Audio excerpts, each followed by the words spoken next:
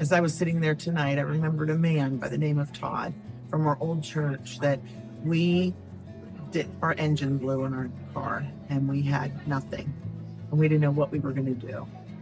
And this man came up to my husband, Tom, and said, I have something for you. Come out in the driveway. We went out to the parking lot and there sat a van that he had gifted us.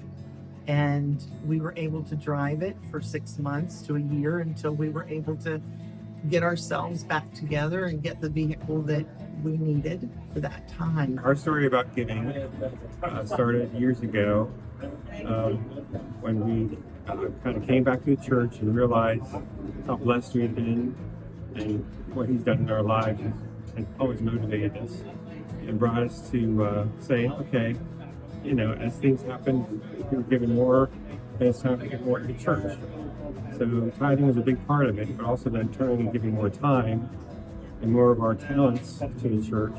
So this time around, as we look to make our commitment, we're just excited about what God's going to do, but it's a different faith step for us because I'm looking to make a career change in the next 6 months to 2 years. So we don't know what our income's going to be, but we're trusting God for that.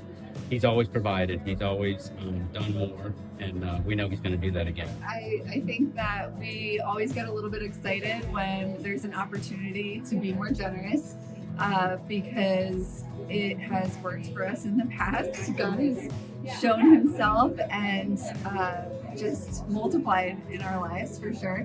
So Brian has been a little more excited this time than me, however, because we have 4 kids, 3 of which are teenagers, and they have been needing a lot of things every month unexpectedly. So it felt a little bit more like I've been living in a scarcity mentality. I think whatever stage of life I'm in, it's easy to slip into the scarcity mentality of there's never enough. You know, there's always a list of things. In this stage, it's college bills and home expenses, and so it's easy for me to have fear of the future and having enough. And so I am challenged to look back at God's faithfulness and how he's provided over and over and for us in every stage of our life. We were just recently talking together and we were reflecting on our previous experience of the initiative and how it was challenging, but we learned a lot through that. It was actually during COVID. I had lost a business and was out of work for about 5.5 months. And we had some challenging times. We had to really lean on God during that time. With this new initiative, you know, we decided to take a step of faith and go even a little bit further than we did the last time. And, you know, I'm thinking in the next few years of retirement that, you know, as we said, you know, God provides, and we're just putting our trust in Him and faith in Him. By day, I'm a financial planner, and so my whole job is helping people make wise choices, save for the future, plan ahead, manage risk, all with the intent of helping people feel more secure. And what I've learned over many years is that the people that I speak to that feel the most secure are the ones that are most generous.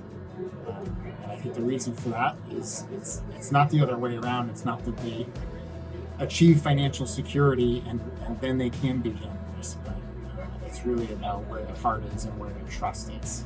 As I'm older now and a little wiser, I think of how blessed and how abundant God is in all situations.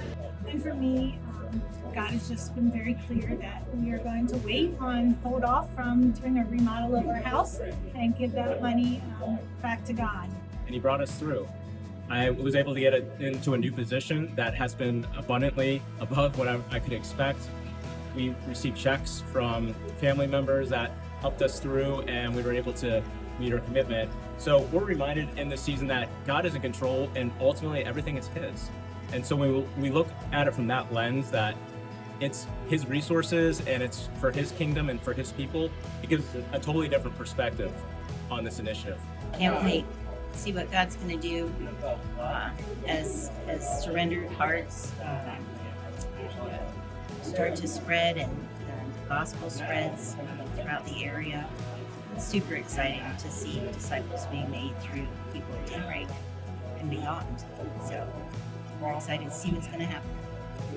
And made me realize that I can bring everything to Jesus, just like he asked the disciples to do with the loaves and the fishes.